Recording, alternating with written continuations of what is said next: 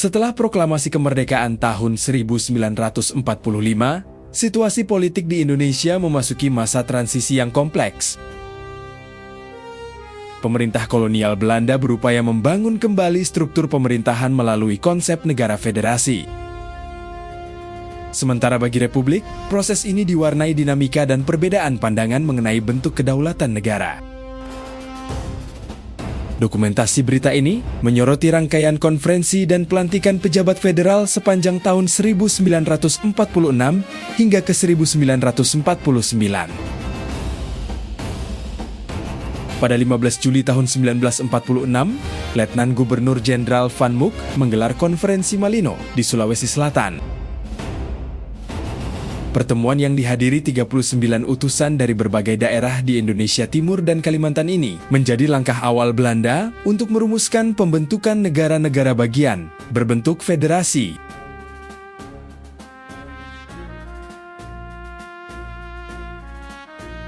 Setelah konferensi Malino, Van Mook menggelar konferensi Pangkal Pinang di Bangka.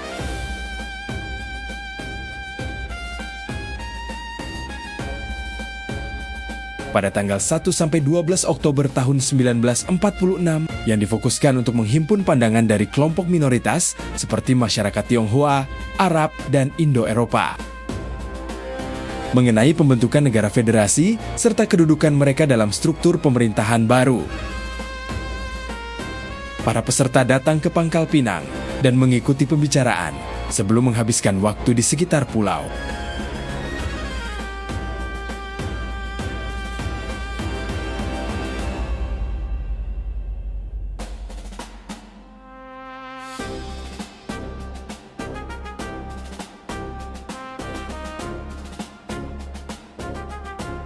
Di sela-sela pertemuan, rombongan juga mengunjungi fasilitas pengolahan timah yang menjadi salah satu kegiatan ekonomi penting di Bangka. Rekaman ini memperlihatkan suasana Pangkal Pinang pada periode ketika masa depan Indonesia masih sedang dibicarakan dan diperebutkan melalui perundingan.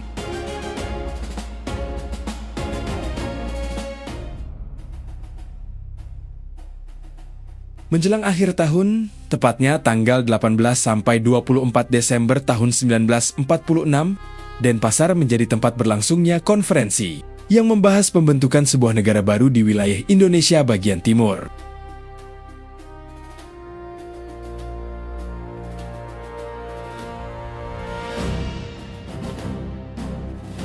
Pertemuan ini dihadiri pejabat Belanda dan perwakilan dari berbagai daerah. Sementara Republik Indonesia tidak mengirimkan delegasi. Pertemuan ini kemudian menghasilkan pembentukan negara Indonesia Timur dengan Cokorda Gede Raka Sukawati terpilih sebagai presidennya.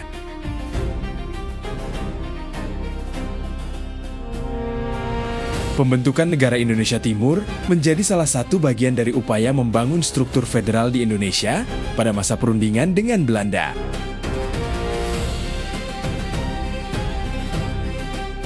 Negara Indonesia Timur kemudian menjadi salah satu negara bagian dalam Republik Indonesia Serikat yang terbentuk pada akhir 1949.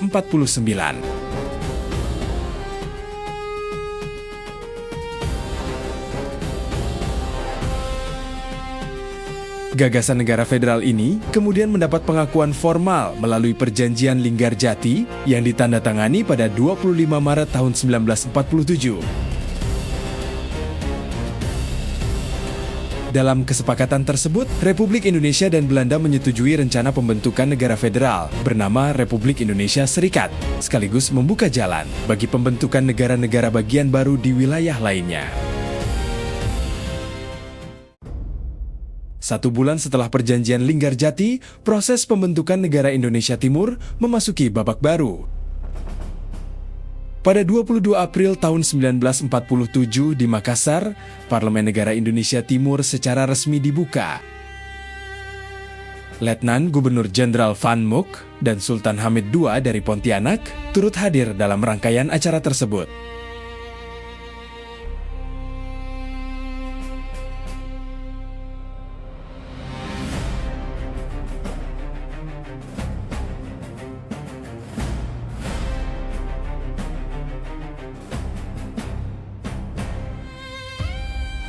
Kedatangan mereka menjadi bagian dari pertemuan para tokoh yang terlibat dalam perkembangan politik Indonesia pada masa itu.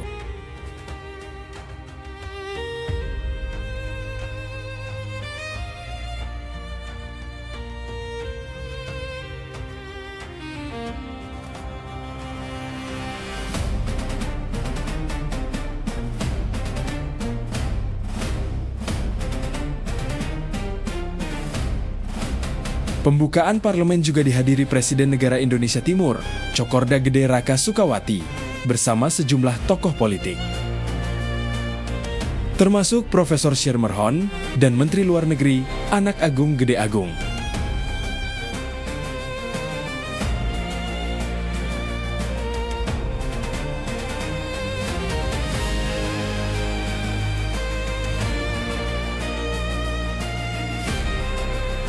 Di dalam sidang, Ketua Parlemen Tajudin Nur membuka acara, disusul pidato Presiden Sukawati.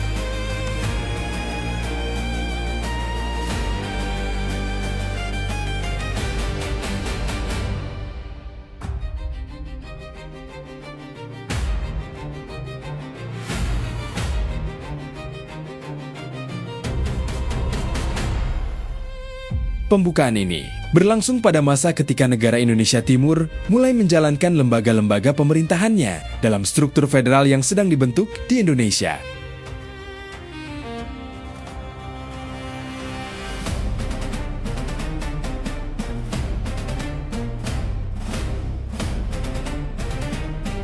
Satu bulan berikutnya, pada 4 Mei tahun 1947 di Bandung, Surya Kartalegawa memproklamasikan berdirinya negara Pasundan. Kartalegawa merupakan tokoh Partai Rakyat Pasundan, sebuah organisasi politik yang mendorong pembentukan negara Pasundan di Jawa Barat di luar Republik Indonesia.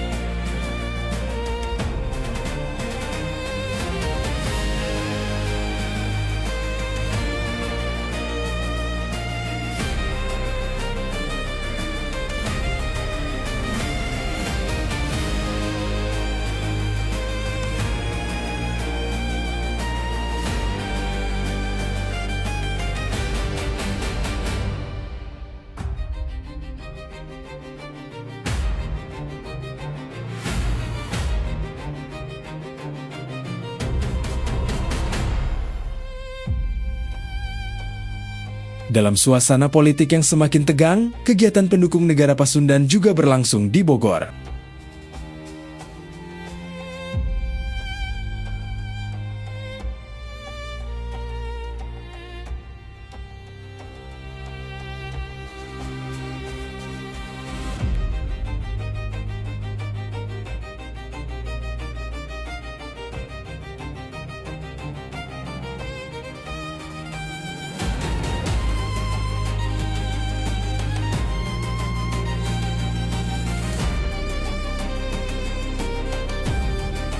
Massa berkumpul, berbagai slogan dibawa dalam arak-arakan, dan sebuah proklamasi diserahkan kepada pejabat Belanda.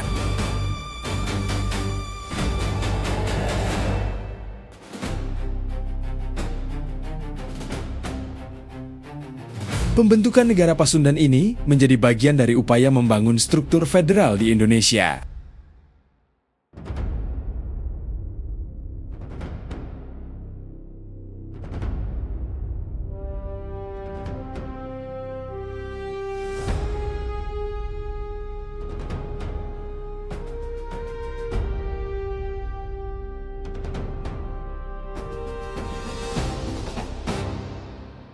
Seminggu kemudian, pada 12 Mei tahun 1947, Pontianak menjadi tempat berlangsungnya sebuah peristiwa penting dalam pembentukan struktur federal Indonesia.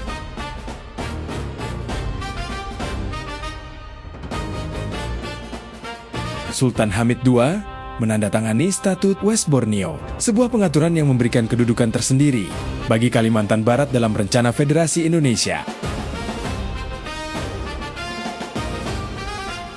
Penandatanganan ini berlangsung melalui upacara resmi yang dihadiri Letnan Gubernur Jenderal Van Mook serta Menteri Bill dan Jongman dari pemerintah Belanda.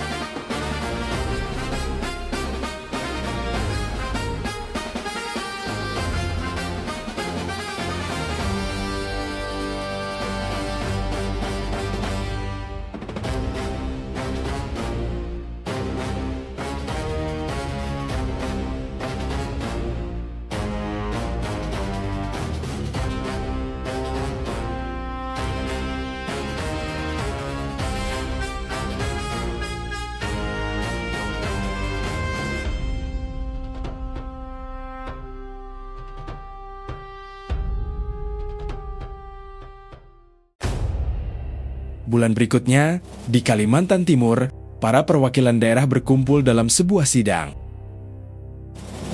Setelah pada 12 Juni tahun 1947 terbentuk Federasi Kalimantan Timur.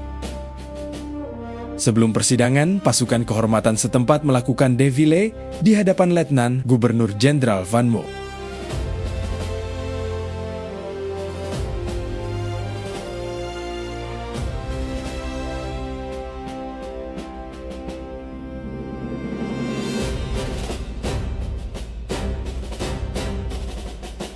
Setelah itu, para perwakilan mengikuti persidangan dan mendengarkan pidato pembukaan. Rekaman ini memperlihatkan salah satu tahap awal pembentukan struktur federal di Kalimantan pada masa Revolusi Indonesia.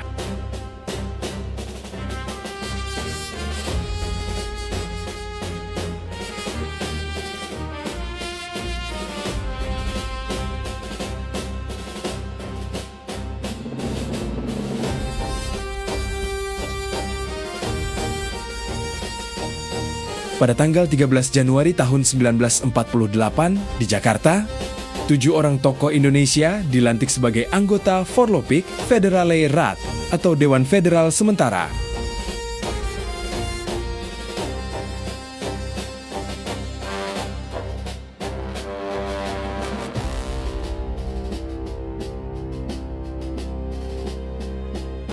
Pembentukan dewan ini berfungsi sebagai badan penasihat resmi bagi Letnan Gubernur Jenderal Van Mook. Sekaligus menjadi cikal bakal terbentuknya pemerintahan federal sementara dan penyelenggaraan konferensi Bandung pada Mei tahun 1948.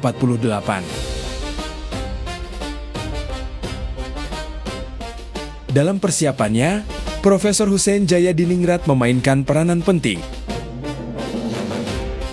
Upacara pelantikan kemudian diisi dengan pidato dari Van Mook dan Profesor Hussein Jayadiningrat.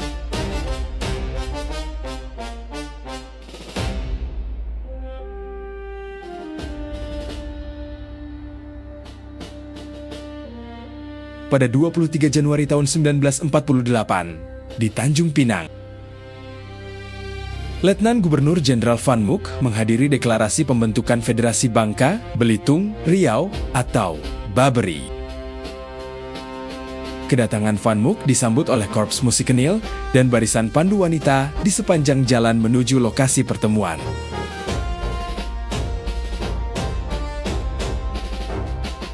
Dalam acara tersebut, acara dibuka oleh pidato dari Ketua Federasi, Mr. Masyarif. Acara dilanjutkan dengan penyerahan dokumen resmi tata negara oleh Van Mook kepada jajaran pengurus federasi yang menandai pengesahan wilayah tersebut sebagai bagian dari struktur federal di Indonesia.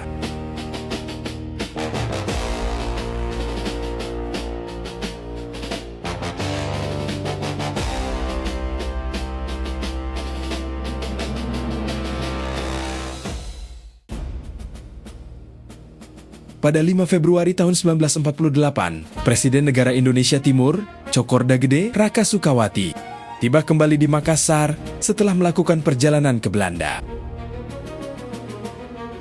Setibanya di bandara, ia disambut oleh Residen Celebes sebelum menerima para pejabat dan tamu di kediamannya.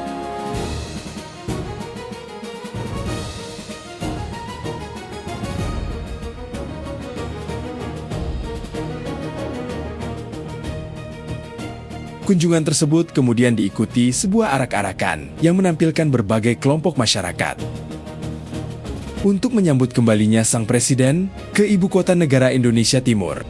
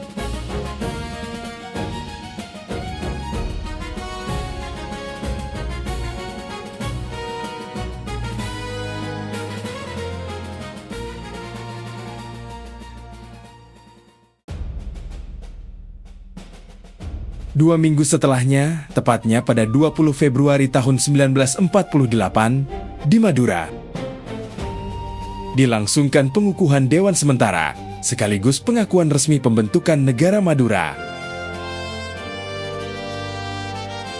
Pengakuan ini menindaklanjuti hasil pemungutan suara yang digelar sebelumnya, serta mengukuhkan Raden Adipati Aryo Cakraningrat sebagai wali negara Madura.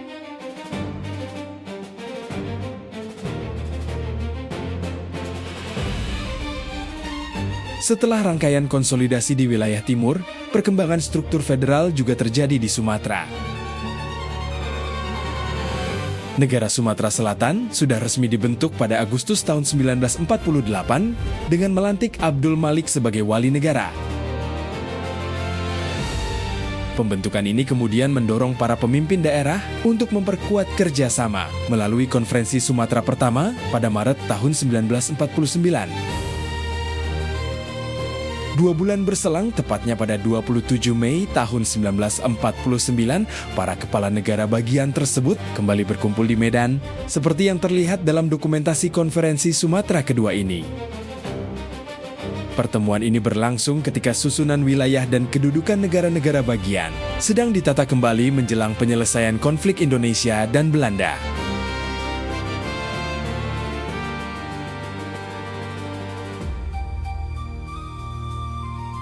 Dalam konferensi ini, Abdul Malik bersama para pemimpin wilayah Sumatera membahas pembagian daerah yang masih menjadi persoalan, sekaligus merumuskan posisi politik bersama menuju konferensi meja bundar dan pembentukan Republik Indonesia Serikat.